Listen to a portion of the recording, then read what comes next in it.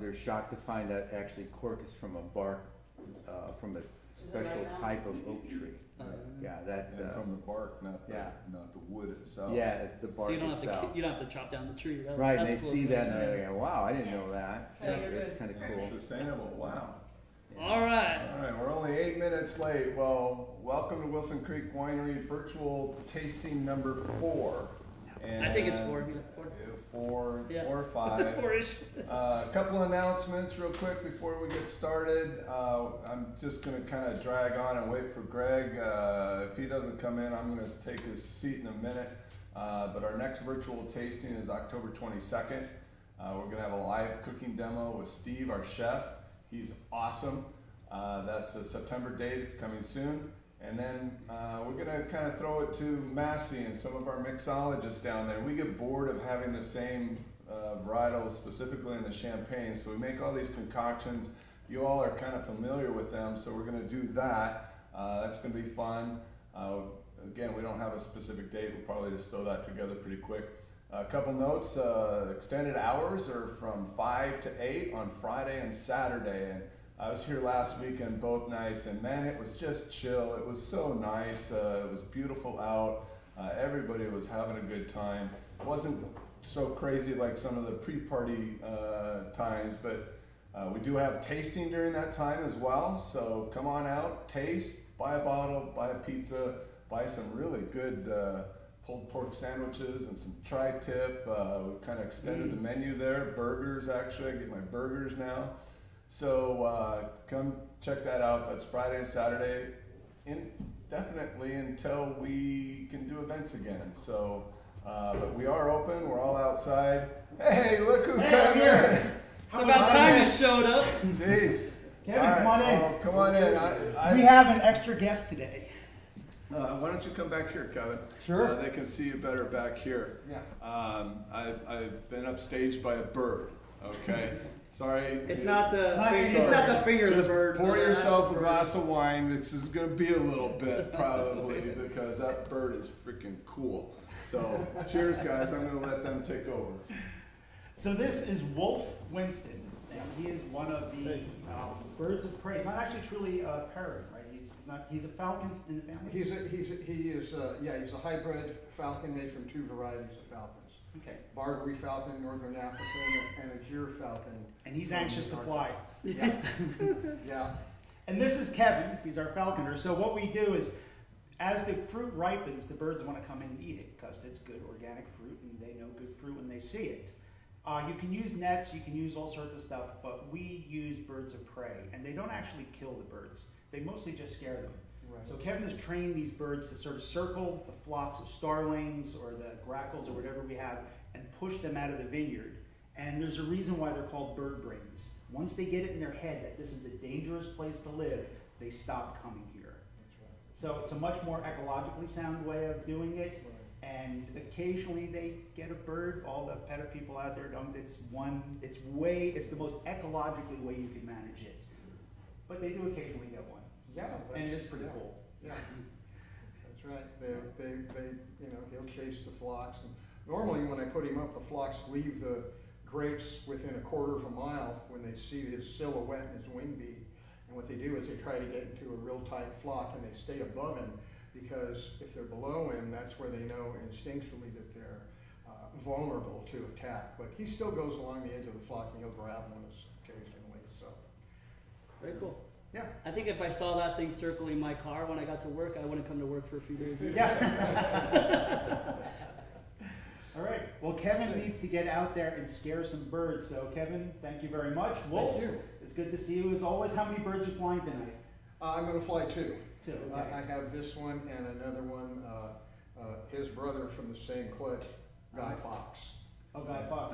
He looks like he's ready to go. Oh, yeah. Oh, he's okay. ready to go. Not me. Go there. He's ready to roll. Thank you, Wow. Kevin. Thank you. Wow, thank you. See you. Wow.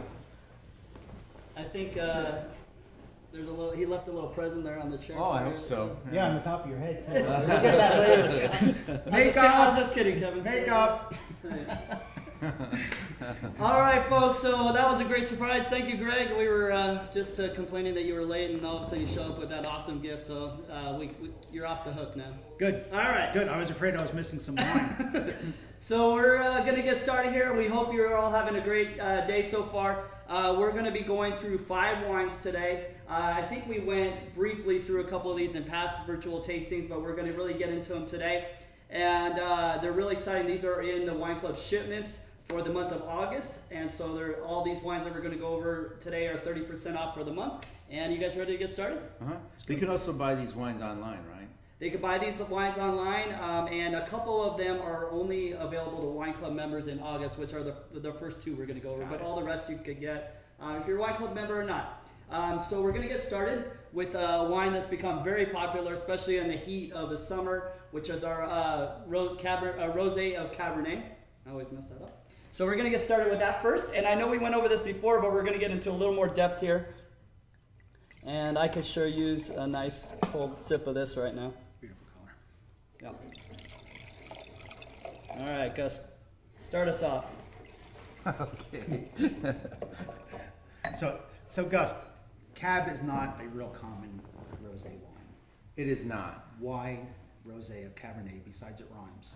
Right. That's about it. Sometimes that's as deep That's as we all go. it is. It rhymes, let's do it. A lot of times rosés are made so that you can intensify the color and character of the red wine that you have. So you start off with, fermenting a red, like a good example would be Grenache. And then what you do is you draw off some of the juice away from the skin, and so there's greater skin to juice ratio for the red wine, intensifying the color and character. In this case, we're really, we do a lot of things with Cabernet. We look at the various ways of presenting it, and rosé hasn't really been looked at a little bit. So we decided, why not? Let's try a Rosé of Cabernet, and so we produced one here. So I noticed when you do the white Cab, you want basically no skin contact. It's press it and get those skins off. Because we Press want it real as clear gently. as possible, right? If I remember right, there was like a day of skin contact on this. There was just a little bit. There was, basically about a day. So this is the difference between white Cab and rosé, is a day of skin contact. Pretty much, yeah. And Exactly. I remember we harvested this really early too. Yeah. Yeah. If I remember right, the bricks was like 19 something on this. Was really Yeah, the acidity is really Yeah. just very prominent here. It's nice, crisp and clean.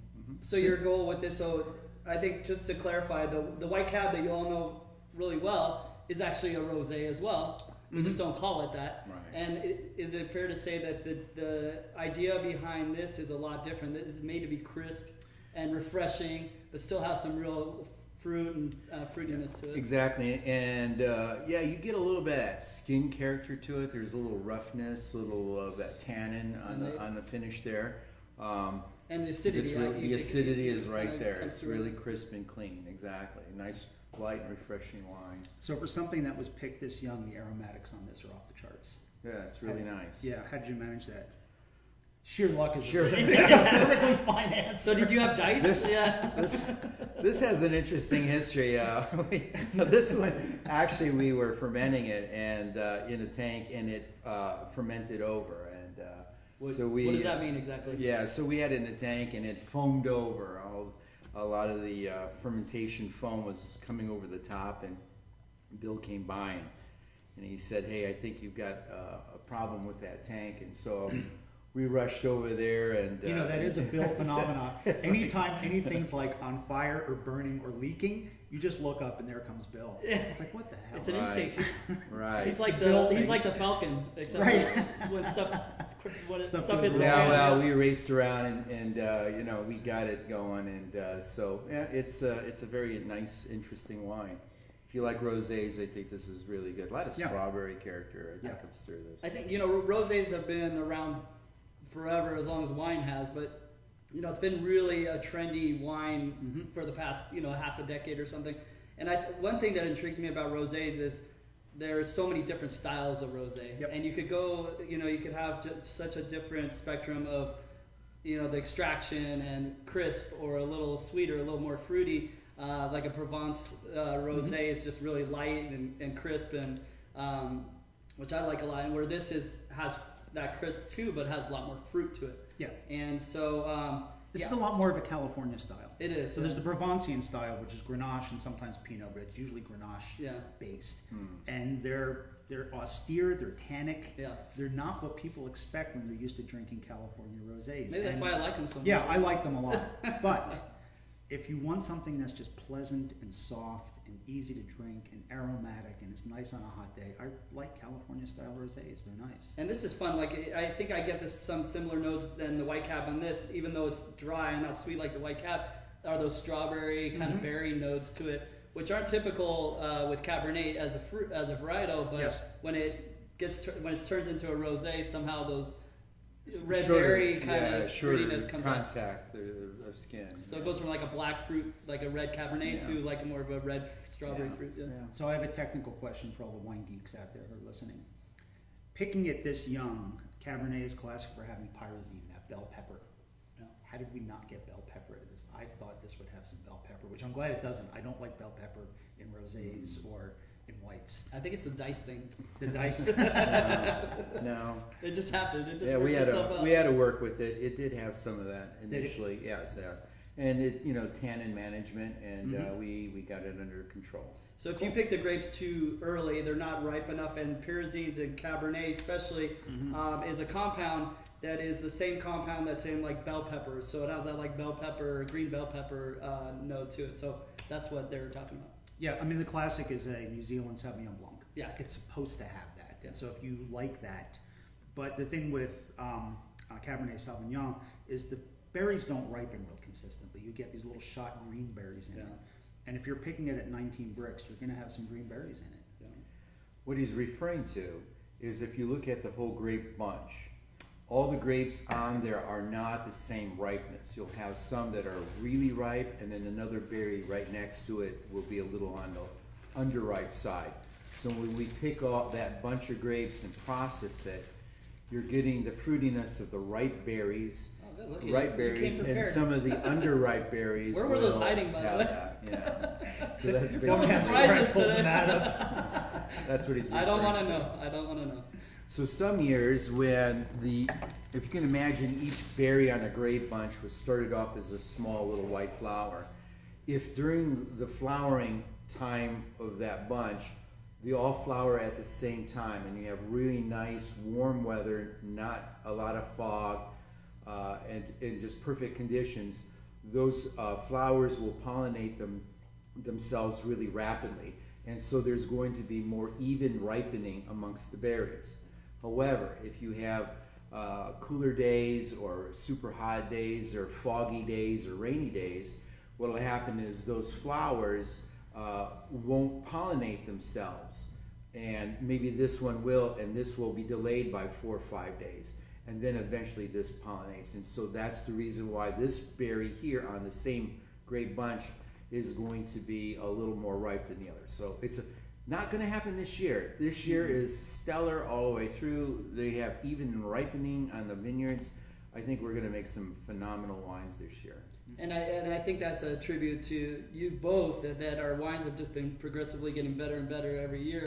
And the fact that we have just something to look forward to with this next harvest is our best harvest maybe thus far. It's going to compound into better wines. Yeah, and we've had the home block on a very aggressive biological program, and I've noticed the longer we do this, the more consistent the ripening gets. So I look at our cab versus some of the blocks that we manage outside, and there's shot berries in those, and in ours there's just not. And I think I just want to give a shout out to you and your team that do a phenomenal job and are on the cutting edge of Temecula as far as wine growing is concerned. And a lot of you don't know that, but Greg does some amazing things with his team out there. It's a pruning edge. A pruning edge. Or as we mentioned in the newsletter, that's a wine joke. When Bill gets the bills for all this stuff, he calls it the bleeding edge. See, I got it. All right, so let's move on. We're just killing time. Okay. Got it.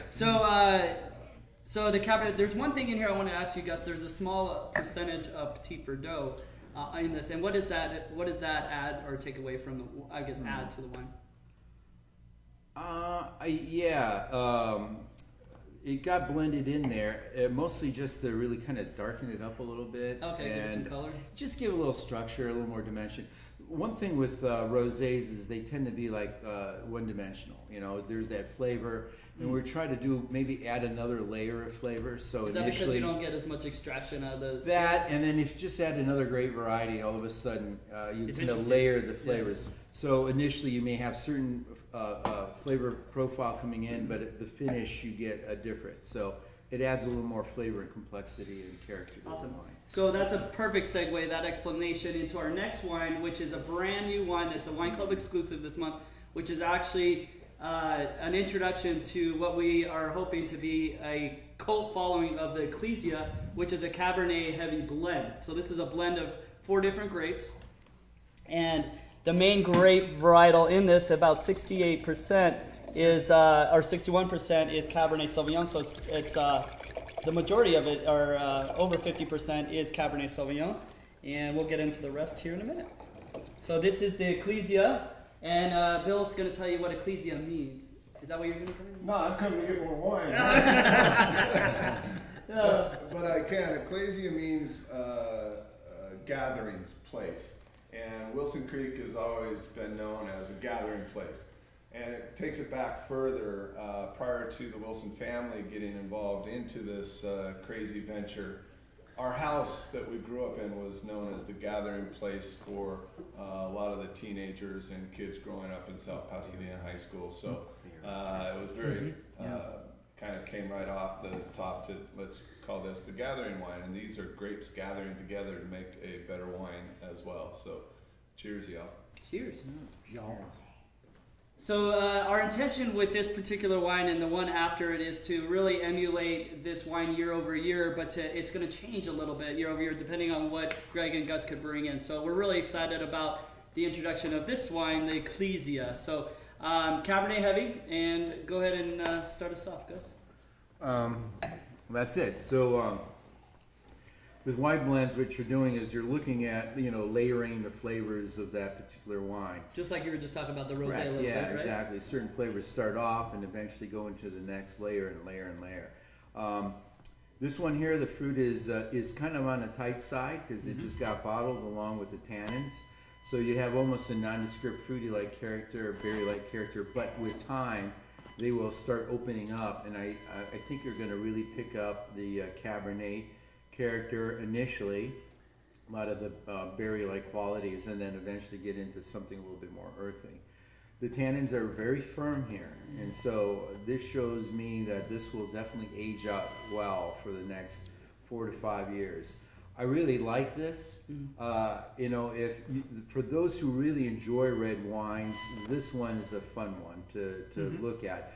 Because initially, when you try the wine, you can see the tightness of this. So you're going to see just all that flavor character. It's all there. But within I think another 3 or 4 months, you'll see some loosening. And I think within 2 to 3 years, if you are patient enough, this is going to be an incredibly beautiful wine.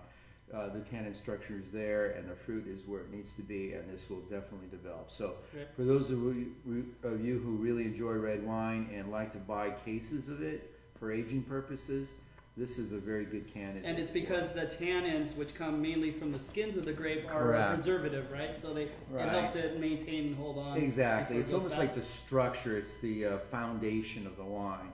Keeps everything together, the color, the flavor, all that together. And as it ages, it becomes more integrated and becomes softer, and it goes behind the palate, and the fruit comes forward. So this wine, I think, is going to be lovely, definitely in the next few years. You know, the nose on this is really interesting. Yeah.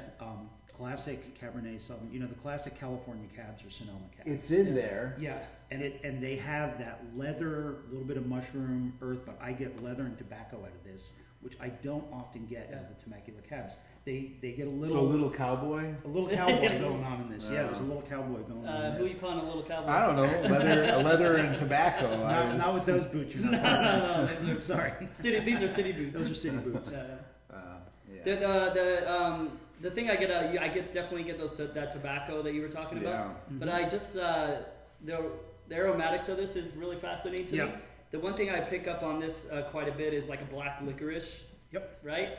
Yep. And and almost like it, because it has fruitiness too. So I feel like I have like a red vine and a black licorice in my hand, and it kind of smells like both together. Yeah. So if that makes sense at all. The one thing that I find fascinating, and we didn't mean to do this, is this is a blend of Cabernet, 61%, and the other two, there's actually 3 other grapes in here that we're going to be reviewing the full varietals. There's Malbec in this, Petite Sirah, and which we're going to be going over Petite Sirah and Malbec in a little bit, and those are both in these wines. So it's kind of interesting that we're going to have these all together, and then we're going to be reviewing those 2 varietals separately as well. So it's I think it's kind of neat that happened like that, because we definitely didn't mean to do that.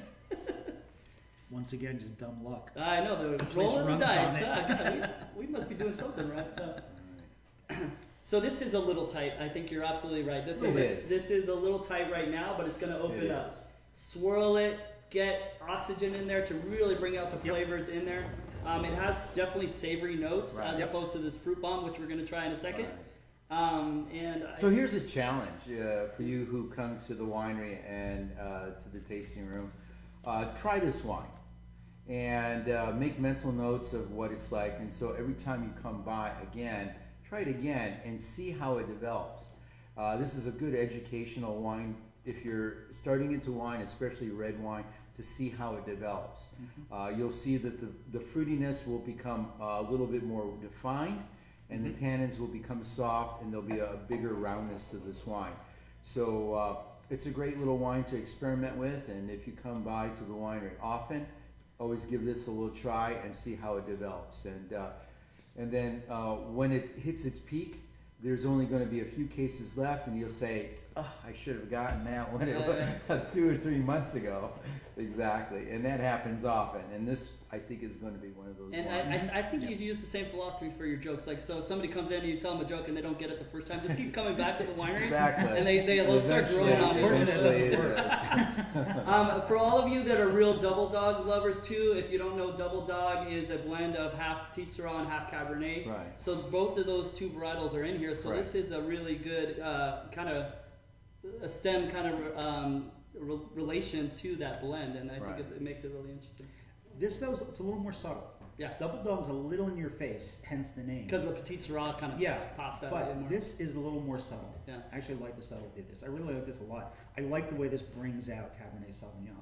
Cab gets a reputation as being sort of a workhorse grape. Yeah. And it is. Yeah. But it's also a really beautiful, expressive grape if done right. Yeah.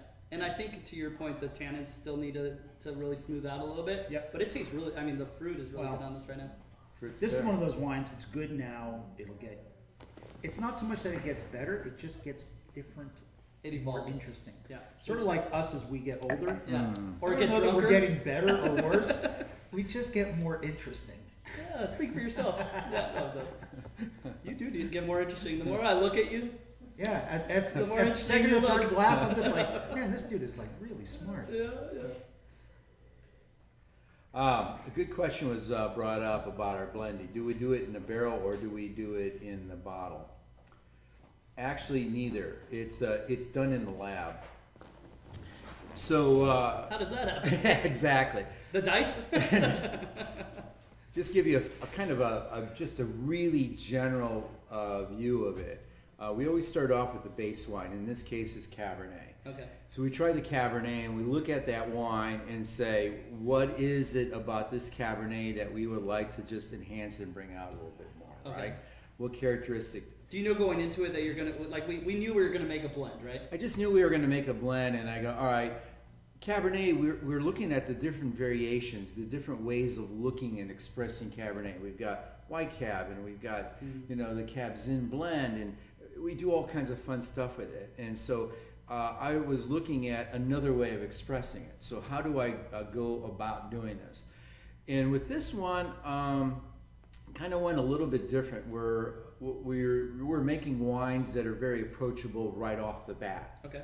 So that once it's bottled within a few months, it's going to hit its prime and it's beautiful and smooth. So you don't have to lay it down for 10 years. Yeah. In this case, we're going to let's look at the longevity of the wine. Let's look at the structure. Let's look at the fruit.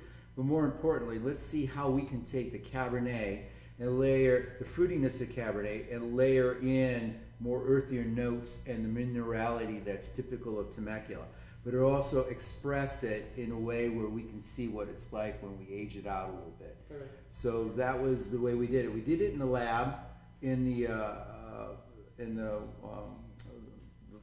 wine office, and we had a whole bunch of different. Which actually is a mobile unit out in back. It's right there. I mean, it's right there. You can pull in up the your truck and vineyards, pull it away. next to the For tanks. those of you in the who've been vineyards. here for a long time, no, if you no. remember the bathrooms and the Yeah, well, it's not. it's been repurposed. Anyways, that's why you guys exactly. never have to leave the office. Yeah, that's right. Anyways, we got all the grapes. We kind of knew what we wanted, and then we had the different percentages, and then we worked it until we came up with what we liked. And then we went ahead and then brought those barrels out, tasted out those barrels, and then blended them into the tank. And as we were blending them, we were making adjustment on, hey, we need a few more barrels of Cabernet, or maybe a little more of the Petite or less of the Petite or whatever. But we kind of figured it out as we went along. And We you had a didn't pretty just good blend idea. varietals in this blend, you also blended vintages, which are, the wine was from different years, so that's really interesting. Right, yeah. When you make wine, sometimes you come up with a few extra barrels here and there, and so you look at them again, and that particular wine in that barrel was a little hard on the tannins, but my gosh, another year it really softened up. But you only have 1 or 2 barrels of that. What do you do? Right. So it was fun. This wine was really fun. I'm super curious about this one. And as it's it because develops. it's a non-vintage wine, it's really hard for you to kind of pinpoint what you were doing when some of these grapes came through, because Well, except I know each vintage and each character, so Yeah. yeah. Do you want to know what really happens? What? We just hang out and make blends, and the Yeah. first time someone says, "I love you, man," that's it. You write it down. I wish That's it was the that formula. simple. I wish it was that. Yeah, so Well. that's good philosophy if you really want some bro time. All right, Yeah. the one interesting thing about this wine as well, and remember this is a Wine Club exclusive this month, but it's going to be available to everybody September 1st, Even though is it's not- that this I was know, 100% American oak, which Gus likes to use a blend of French and American oak. And what does the American oak add to this wine?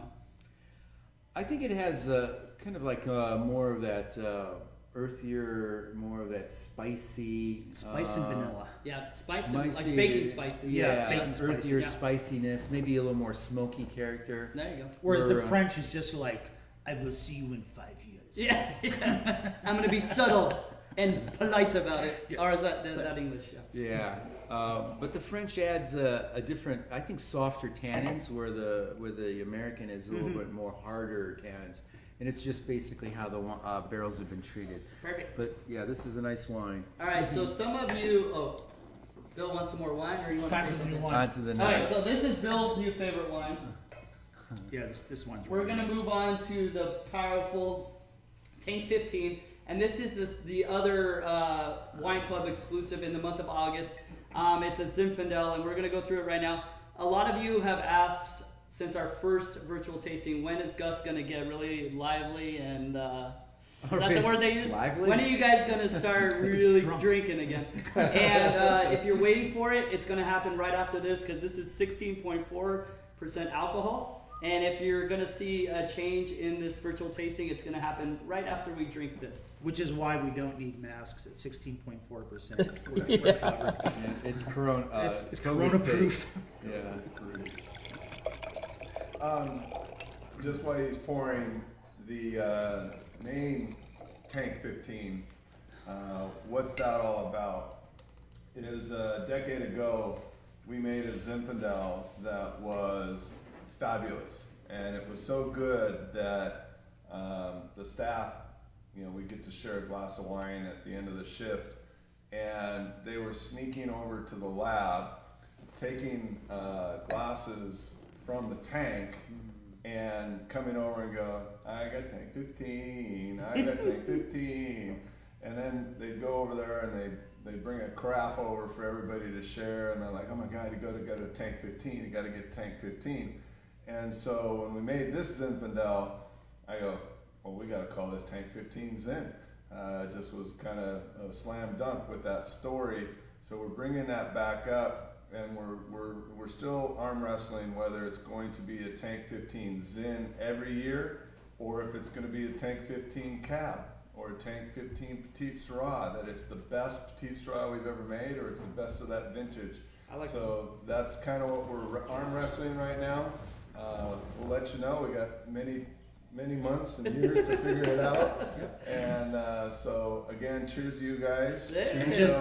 Cheers. Here's the Tank 15. Tank 15. My personal favorite right now. I still like it. Our crew in the back, there's 20 people manning the cameras back here. So And if anyone from the TTB is listening, he did pay the tax on it. Yeah. So personally, I'm really excited, just like Bill is, about this one. This one is really an exceptional wine, and almost 100% Zinfandel, 96%. The camera crew wants some back there. We made it sound so good, so I got to take it to the helpers. So there's we got asked about it, how many of our wines are experimental, and what we're doing with the wines. And just to let you know before Gus jumps in, because just as a standpoint on what we do culturally at Wilson Creek is continue to think outside the box and bring everybody something new and innovative. So we're constantly trying to think of ways to be innovative and think of really exciting expressions of wine. Right. So before Gus jumps in, I'm going to give the viticultural perspective. Where did This these is grapes this come year's. from? I just picked them in block 3. Okay. This is block 3 Zinfandel. It's an old block of Zin. It doesn't produce as much as the younger blocks, it's a clone that produces smaller clusters, but large berries, which is classic of Zinfandel. Yeah. It's kind of medium weight, medium color. Zinfandel is just a classic California grape. And the Zinfandel, I think, expresses some of the best characteristics of Temecula in that the fruit here gets ripe. A lot of winemaking styles are actually dealing with fruit that's not that ripe, but here we deal with very ripe fruit. Because of how hot it gets. It's hot. Yeah, we get sun. This, grapes evolved in what's now modern day Iraq and Iran. This is where grapes evolved. They like being here.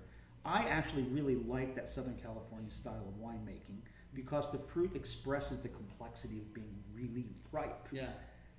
But that creates Speaking of being winemaking. ripe. Yeah, I'm just in third glass. I'm getting pretty ripe, but yeah. You haven't even started drinking the Tank 15 yet. Oh boy.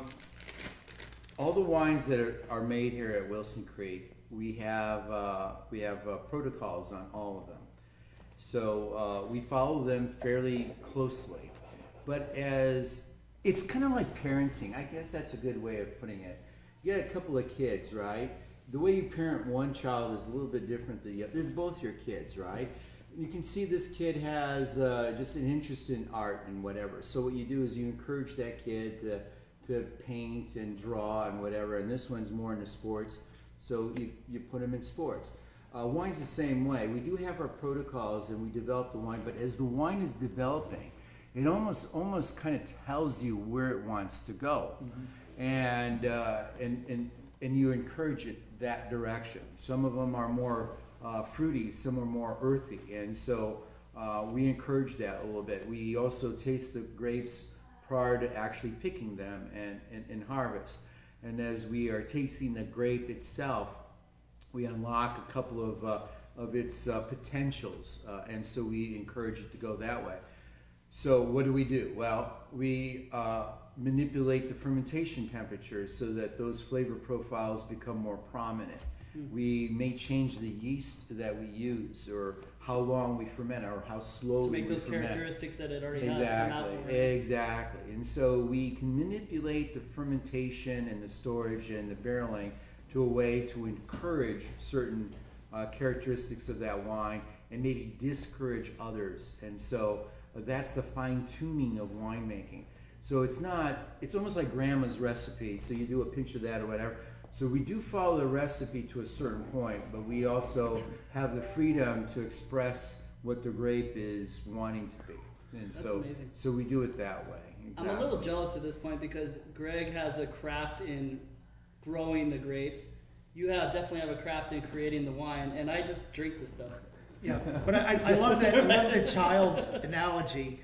If Old Vine Zinfandel was a child, it would be the child that's into goth and goes to art school and never gets a job. That's Old Vine. I can relate. So let's get into this wine real quick because it's a. So all the artsy people we're behind getting the out from camera the are tangent. totally related. So the words I've been using to talk about this wine in the 13 days it's been out and available to you wine club members that are out there is jammy, smack you in the mouth, hot because of the alcohol content. Those are things that really describe this wine. Hot. Are you hot? Even though, it is. That will blend with some air. This is another wine that when it's young, I might decant. So how are we able to get a wine this high in alcohol? How do you do that? Yeast survival. Survival. I mean, how does that happen? Where we at 16.4 is a really high alcohol. Right. How are we able to produce a wine like that? Okay. So as the grape ripens in the vineyard, the sugar content rises. So it gets sweeter and sweeter and sweeter and sweeter. The more sugar you have, the more potential alcohol you have, because the yeast will consume that sugar and convert it into alcohol. So the higher the sugar, it starts with the more riper alcohol. the riper the grape is, the sweeter it is, the more sugar it is, the more alcohol potentially you can produce to a certain point. Right. As it ripens out there, then and then when you pick it, you look at that ripeness, the fruitiness, etc. And so when you ferment it, you ferment all the fermentable sugars down, and then you get that higher alcohol. And we balance that with the fruit, but also the tannin. So you have something here, you need to have something here. So on this side, we got the fruit, but by itself is not going to sustain the balance against that alcohol. So the acidity is there as well as the tannin to do that balance. And this is another wine that I think is going to really age out well, and you'll definitely get a lot of flavor and character to this. So Greg, how are you able to get the brix or the sugar level in the grapes this year for this vintage 2018? Grapes will naturally go up that high. This is actually a classic example of coordination between the cellar and the vineyard. Yeah. If the grapes have the trace minerals and the supporting secondary compounds that will allow it to ferment to that level, most yeast dies off at about 14%. Because yeast cannot survive. They when can't alcohol survive in the alcohol. is too But high. there are strains of yeast that will do better at higher alcohol. There are. But they need the nutritional support of a well-balanced grape. Right. So that's where the cellar and the winemaking have to be sort of simpatico, that we're aiming for a fully ripe, high alcohol, because the other thing you can do is let the fermentation crash early and have a lot of residual sugar. Yeah. And you'll have lower alcohol, more sugar. That's not what Gus did with this. He dried it out completely. A lot of alcohol, but it still brought out those nice fruit essences. This is a really nice wine. And that's why you can't really taste the alcohol, because the fruit really is high too, so it kind of masks that. Yeah. Is that fair to say? It's the balance. The balance, And so you I'm look feeling at it. Yeah, you're But I'm feeling not it, but you're not tasting tasting it. I know, because you're turning red. Yeah, Right. I'm happy red. So I think this is we haven't talked about pairing. This is called Verasion for vineyard manager. We're all turning red. Oh, there you go. Verasion. We're at Verasion. So what we haven't talked about pairing. So what would you guys pair with this particular one? I would pair it with pears. Pears. Oh, pair with pears. Is that okay? Got it. Come back next month. a That good joke joke. might make sense. I like this with barbecue. I mean, it's the tannin instruction. A lot of that barbecue. Like a sweet barbecue sauce. Yeah, This is a exactly. wine that'll go good with something like barbecue that tends to become a little overwhelming, like with ribs. Yeah. The first bite's really good. The second bite becomes a little bit kind of overwhelming. There's so much alcohol in this; it'll just cleanse the palate. And there's enough tannin that it's also going to kind of reset your palate. Is it because of you're kind of have two big boys kind of fighting in a heavyweight fight, and they're balanced? I wouldn't serve the rosé with really heavy high ribs. impact, Yeah, this is more like with an Asian salad. Yeah, with strawberries on top. With strawberries on top, Right. exactly. When I was drinking this, I was just thinking of a big, fat, juicy burger off the grill, in the backyard. Yep. Nice big tomato, slice of onion, and this. I was thinking. You didn't have lunch, did you? I didn't have lunch, didn't and I was really. thinking, wow, that'd be so good with that off that grill in the backyard with that nice slice of tomato on it. It would be awesome. But this is a classic palate cleansing. Yeah, I mean, this goes well. I think the irony of me bringing up food at this point is this wine goes well by itself. I think this would be a good cocktail. I mean, this is a You this is get a friends cocktail. over, yeah, pour a couple of this, Yeah. and then you're gonna have a pretty good time. If you're coming home and you don't have great news, start with this. Yeah. I think so. Yeah, reserve neighbors, you know, bring them over for a barbecue and serve them this, and they'll be your best Yeah, you friends. do for a this long and you go, time. oh, by the way, I ran over your dog. They won't remember if they do. So this is the Tank 15. Right.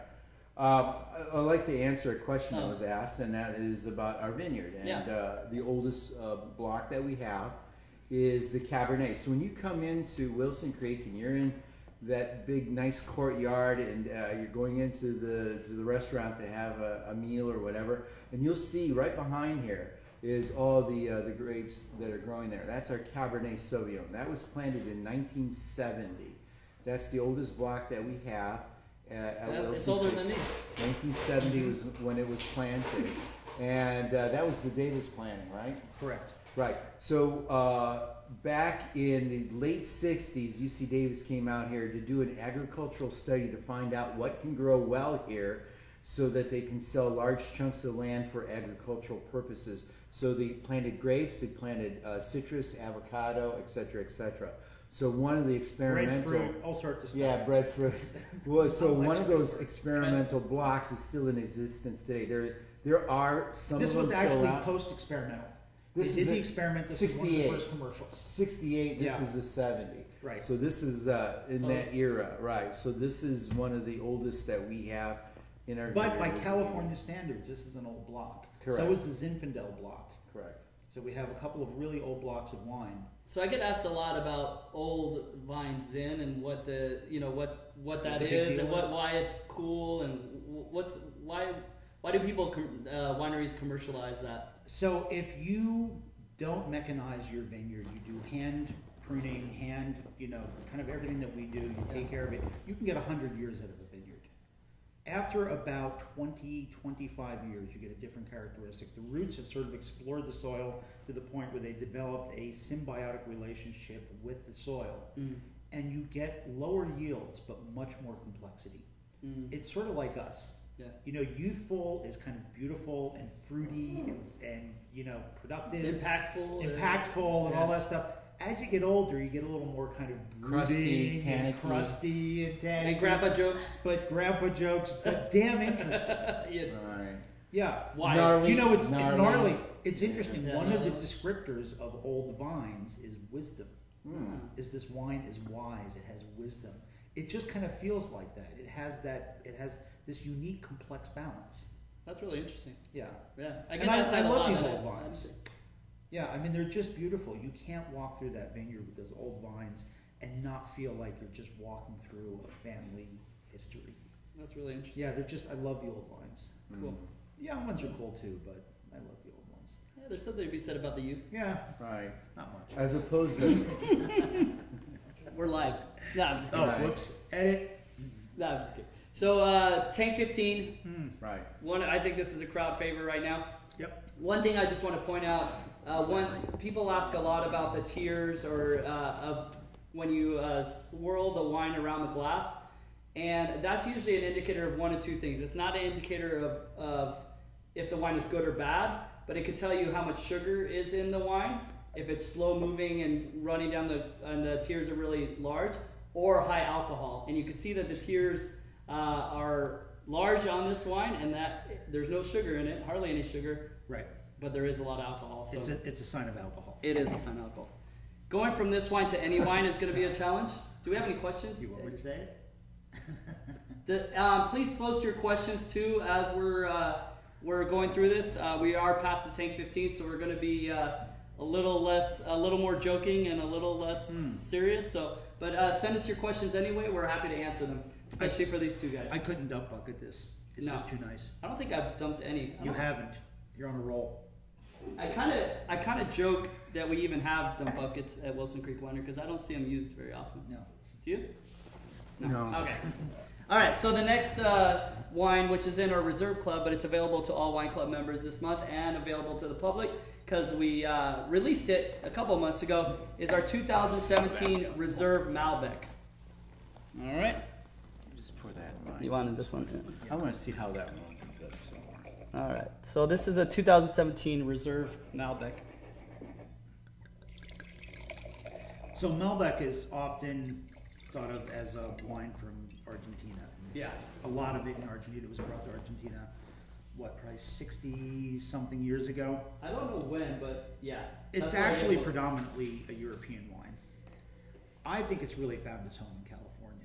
I really like the Do you Malbec really? here. Yeah, it matures just beautifully. One of the things that's fun about the Malbec is it keeps getting larger and it gets denser and it gets fruitier and it gets more tannin. So we tend to pick it a little bit on the mature side. It's usually one of the last things that we pick. And it's so juicy and it's so big that as you're picking it, the berries are splattering. So we all come out of the Malbec pick dripping. You look like with juice. Argentinians. You look like Argentinians. Right. I'm not So going to touch they that. have goggles. They have to wear goggles. You know, a couple of years ago, we had a rainstorm in the old wine Zin just before we harvested it. Yeah. And it soaked up all that water. Yeah. And we had to do it all in one night. So we started yeah. at 6 p.m. and ended at 6 a.m. Oh my. By the time the sun was coming up, the fruit was so hydrated that it was exploding.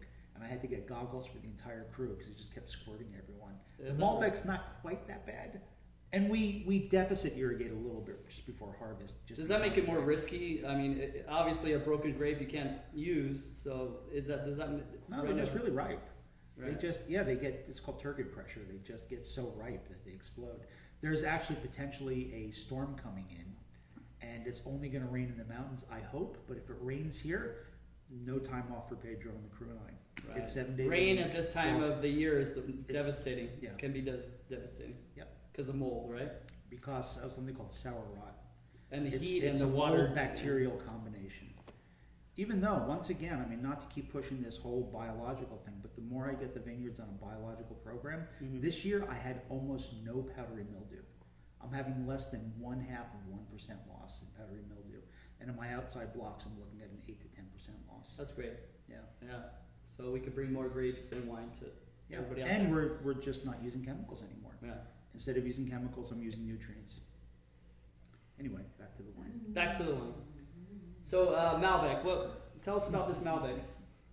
Go ahead, guys. Well, I was drinking. You guys were deficit irrigating.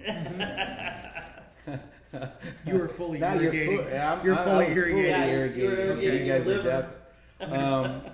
Yeah, you know, it's one great variety. I'm just kind of have to wrap my mind around. You know, I've been playing around with Cabernet and looking at all the variations that we can do. Petite Sirah is my darling. I really like Petite, so I've been working And you on make that. a great Petite Sirah, Exactly, which we'll try next. and Malbec is and that and Mourvèdre are closing in on the back end on me trying to really understand this great variety. What makes it so perplexing for you? Well, the thing is I want to showcase every single wine for the varietal that it is, but how Temecula has the ability of changing it and seeing the Temecula character to it, right? Yep. So here's one wine, you know, I'm working on and trying to really understand is the Malbec. You know, I've had, you know, the French Malbecs and I've had the Argentinian and whatever, and they're all fine and dandy. And when you try that, when you try it, you definitely know that this is Argentinian, right? Yeah. So how do you look at that same grape and you're going to say, all right, what is it about Temecula, you know, that is so unique, and how does it showcase itself in this wine? So, you know, the last 3 or 4 years, I've been just trying really hard to see if I can come up with that conclusion. I'm not sure. I just know that Temecula, in some ways, has a sort of a minerality to the wines, and so I'm thinking, you know, to really showcase that in the wine. Then there's a certain fruitiness, and some people may call it kind of like a fennel character to it. Yeah, or, you know, because you've mentioned that black licorice or whatever. So maybe that's a little bit, but it's a hint or it's a suggestion of some kind. So I've been trying to do that. I've been trying to showcase the Malbec and all the other wines as to how it relates to Temecula. You know, and so that's what's perplexing to me about this one. I'm just playing around with it. Yeah. You guys try it, and you let me know what you think and how well we're trying to showcase Temecula through the Malbec and other wines. I think that's the fun thing about winemaking. I don't want to, you know, do what they do in Argentina and Argentina. Argentina. All right, so you were close. Post 15. I'm starting to feel the wine. The This is tank post 15 is 15, starting to kick in. Yeah. Are- No, it's interesting to hear you say this But because that's it. I've had I a similar really- thing with Malbec, and it's interesting we never had this conversation I before. really want to showcase Temecula. I really want. Yes. I want our wines to mean something in the wine world instead of us copying everyone else. And so this is. So one I of them. actually looked to Argentina for some insight. Yeah. And there's the lowland Because they're very Argentinian, successful in which are marketing very this wine. fruity Yeah. and very bland and it's kind of boring to be honest. Yeah. Anything above 1,000 meters is that upper plateau, which is glacial fed, which means it's getting a lot of minerality.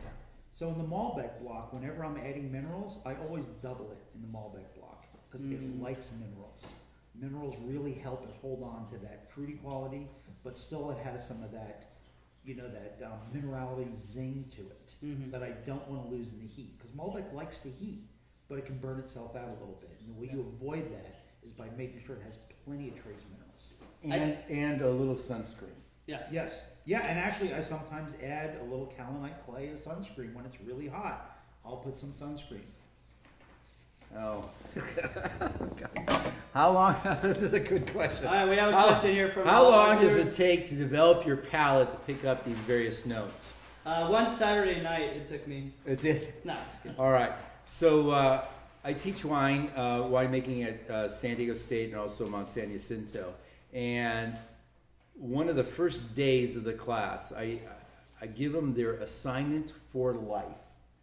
From this moment forward, deep, man. this is your assignment for the rest of your life. Everything that you come across, you will sit and you will smell it, and you will smell it and think about it in a conscious way. This is what a pencil smells like. This is what a piece of paper smells like.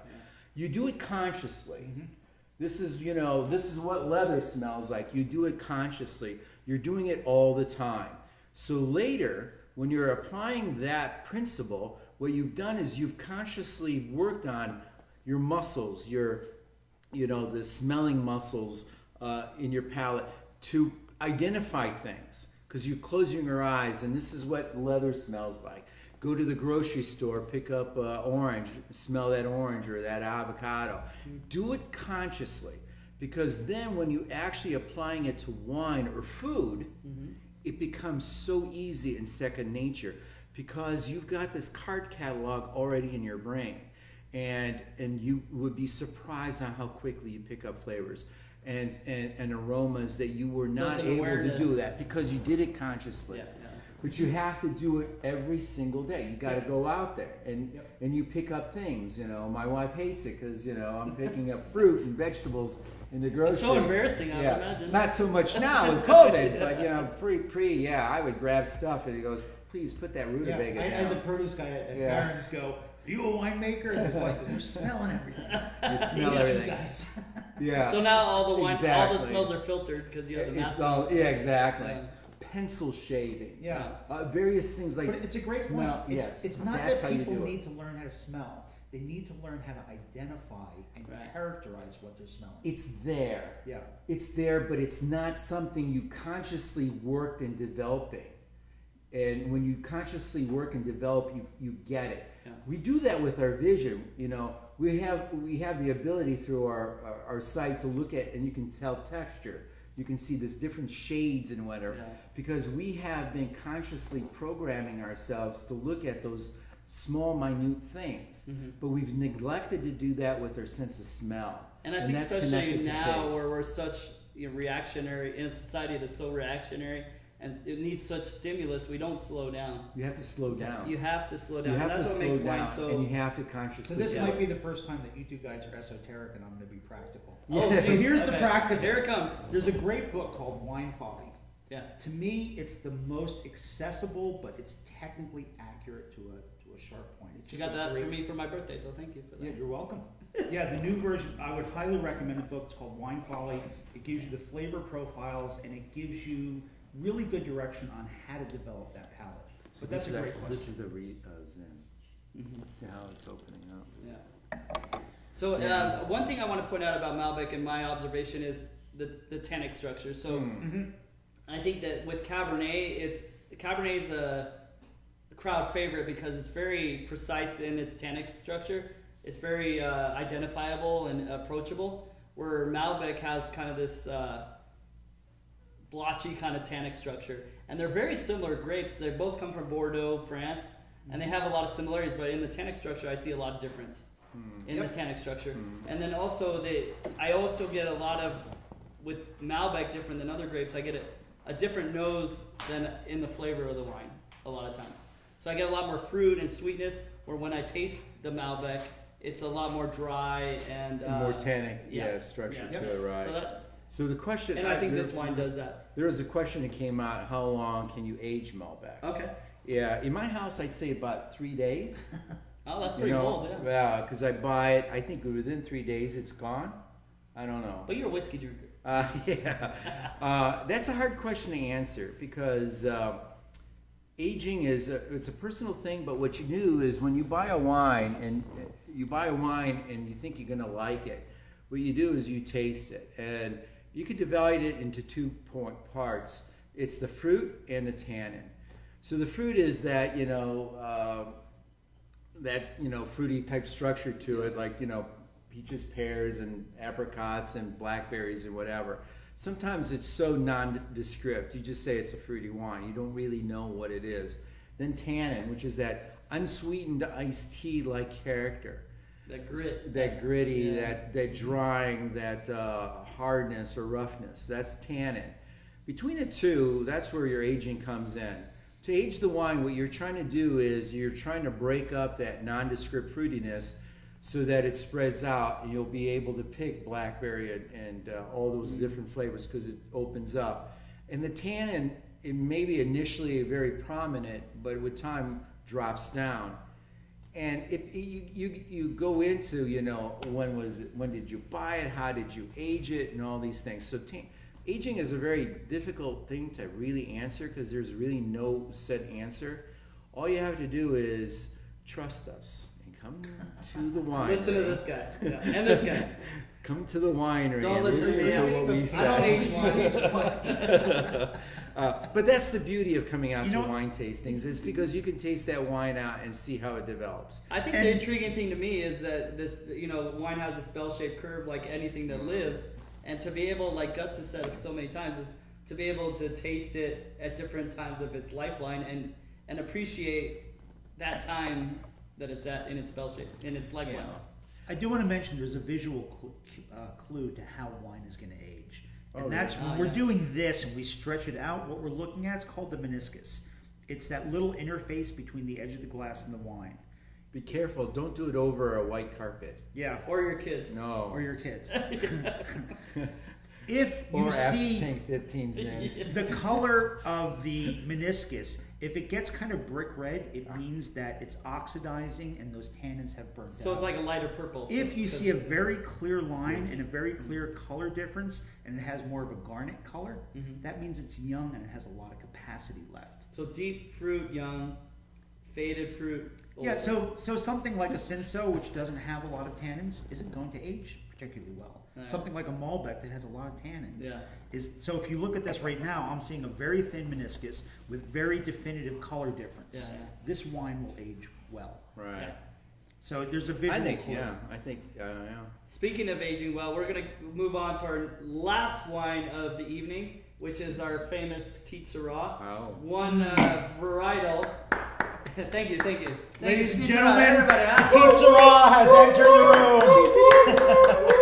All right, so Petite Sirah is something that we take a lot of pride in, and Gus and Greg definitely do in the process, and I do when I'm drinking. So while you were doing this, I brought a Syrah and a Petite Sirah. Oh, okay. That's a good. AKA Petite Sirah. And they're related, right? They are related. Okay. Even though we didn't know that until recently. So, I'm stealing.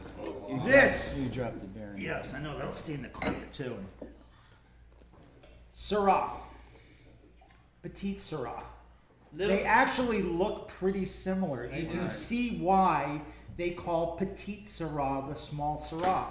One of the characteristics of Petite Sirah is it creates these really small, tight clusters. With, So it's the clusters, not the size of the grape. right, yeah, well, the size of the grape are pretty similar. Right, yeah. And the density and the tannins are pretty similar. This is actually, in years past, I would get clusters that would get so tight that they would burst and I would have mold problems. Really? Since I started using seaweed, I don't have that problem anymore. So these clusters are actually looking pretty good. I'm actually really happy That with looks these. really good. Yeah, they're not those tight. I mean, this isn't as tight as we've seen Let me in have the a past. look I'm at still that. trying to Yeah, figure out where isn't you're that pulling these interesting? grapes out of. This is looking pretty good.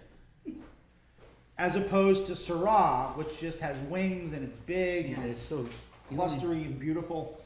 So, just a little bit of knowledge. There's The- hardly any shot in this, yes. The Petite Sirah is actually it's a amazing. It's looking relative good. and a descendant of Syrah and another grape, and I forget the name right now, but it's almost it's extinct. I don't think it's even around anymore. The original name for Petite Sirah is Durif. Okay, And so, would you go out and buy a bottle of Durif? I'd buy 2 bottles. Of Durif. But Petite Sirah has a really. I'd buy a 40 of Durif. But you're you. Yeah. Oh, that's beautiful. What's happening? Anyways, So this is our Petite Sirah, 2017 reserve, and it's our Petite Sirahs are always reserve. Definitely one of our I think it's wineries. outgoing. I think it's not so. It's not so reserved. reserved, it's It's not so outgoing. reserved, it's It's outgoing. It's really. You know, I actually I have to say something about Petite.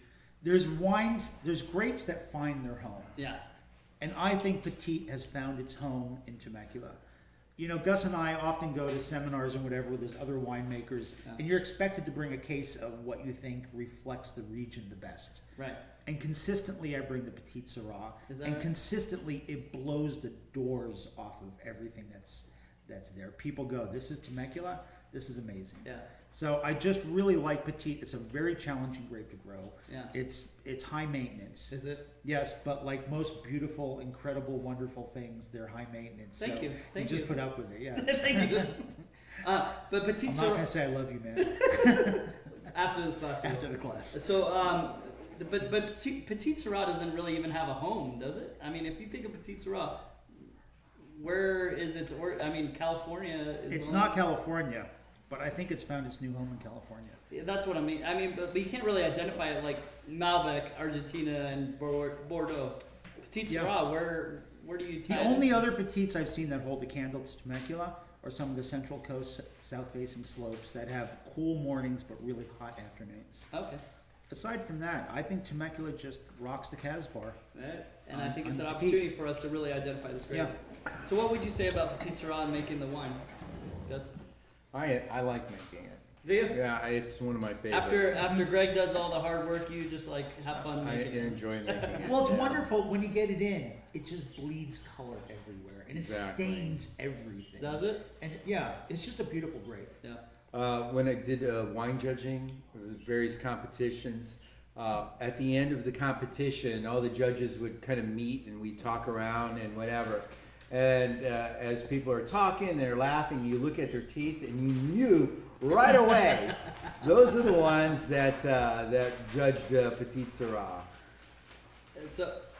And so Petite Sirah is this big, bold wine, and we're trying to make it even more bold year over year. But what would you pair it with, Gus? What do you guys think you would pair with Petite Sirah? Pears. Pears go well with everything that you pair. What Are we in is- a Dr. Seuss book? Yeah. Here's what's interesting about Petite. It's not over the top like Double Dog or 1015. Okay. It's more subtle. Okay. Petite Is there an Sirah- elegance to it? Would you say There's an elegance to it. I a think bold elegance? I would say. it would hold up to barbecue, but I don't know barbecue is what I would do it with. I would do it with something more subtle, like a really well done steak, or a beef bourguignon. That's a little more subtle, or something that's kind of more subtle category. I think if you're going to do it with the salad, I would do it with with strong cheeses and stuff Yeah. like that. Yeah. I think this would But definitely would. go. actually- There you go. I hate to go with your really crappy pear joke, but I had Petite with pears and Wisconsin Like Stilton blue and cheese. blue Yeah, cheese, Stilton blue yeah. cheese. Yeah, and it was killer. What about cheese curds? I love cheese curds. I think you need No. something a little Yeah, stronger a than little that. stronger than that. I think strong Super cheeses sharp, and whatever. like a yeah. sharp cheddar, Sharp something cheddar. really strong. Yeah, I think so. Cheddar, blue Yeah. I think cheese, so. Maytag blue. yeah. Yeah. Right. Yeah, and you usually A blue cheese. Humboldt fog would go really good with this. That sounds great. Blue cheese would be like you can't pair it with anything, but I think this would No, go this well would pair with blue cheese. because it's strong. Yeah. Right. You do a burger on the grill, right? And you put that blue cheese You're on a it. burger guy. Right now it's burgers. I don't know. Get that burger, put some blue cheese on it, a blue cheese burger, a blue burger, and that would be awesome. That's That good. would be awesome. So, if any of you have questions, we're starting to kind of put it all together here. If any of you have questions, let us know. We're going to be kind of wrapping it up in the next few minutes, but we're going to keep talking about this Petite Sirah because we've had a few to drink and we're having fun. I got to mention something quick. So I am facing Block 2, which is the Chardonnay that has the bird problem. And while we were tasting, I kept seeing these flocks of birds just getting Where's the falcon? Yeah. getting the hell kicked out of them. Oh, the falcon was out The there? falcon was Oh, out yeah. there just kicking it. Oh, good. Huh? He's doing a good job out there. I'm going to review some of the things that Bill went over in the. Our next virtual tasting is October 22nd, so I just want to let you guys know about that. It's coming up in the month after next, Right. and then we have The our chef? and then we have a wine academy. So all of you that are wine club members that are listening right now, we've really been struggling with how to continue. We've had to cancel all our group events, including Right. wine academies. So the way we're kind of getting around it temporarily is we're going to be doing a demo and wine cooking demo and wine pairing With the chef, with our right? head Yeah, chef, yeah. and we're going to be doing that in September. So wine club members only will be able to get that. And in that wine academy, we're going to be for a limited time. We're going to be releasing our new Meritage and Double Dog as a pairing item for that food demo. So that's going to be coming up just for wine club members. And then our extended hours, Saturday and Friday and Saturday, have been going really well. Social distance, really safe, and it's been really nice to have everybody out in summer and enjoy company at a distance. So come join us until 8 o'clock on Fridays and Saturdays.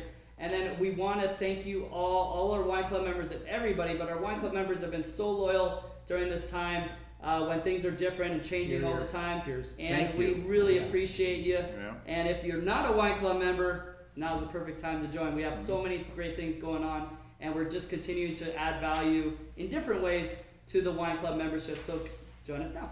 And I want to just give a quick shout out to the Wilson family that's been really instrumental in keeping this place going. And right now there's a whole lot of craziness going on, and to keep the live spirit of family feel and wine and fun going in a safe manner is not an easy task, and we're doing it. And I want to give a shout out to my friend Willie Payne, who is not with us anymore, and I want to celebrate his life and give him a quick shout out on this virtual tasting. So Willie Payne, this is for you. And also a salute to Danny Martin, who Danny was Martin. a leader. He was Yeah. the president of Temecula Wine Growers Association, the Rancho California Water Board, a friend, a fellow wine grower, just a great human being. Right. His daughter is an employee of ours and just a wonderful human being.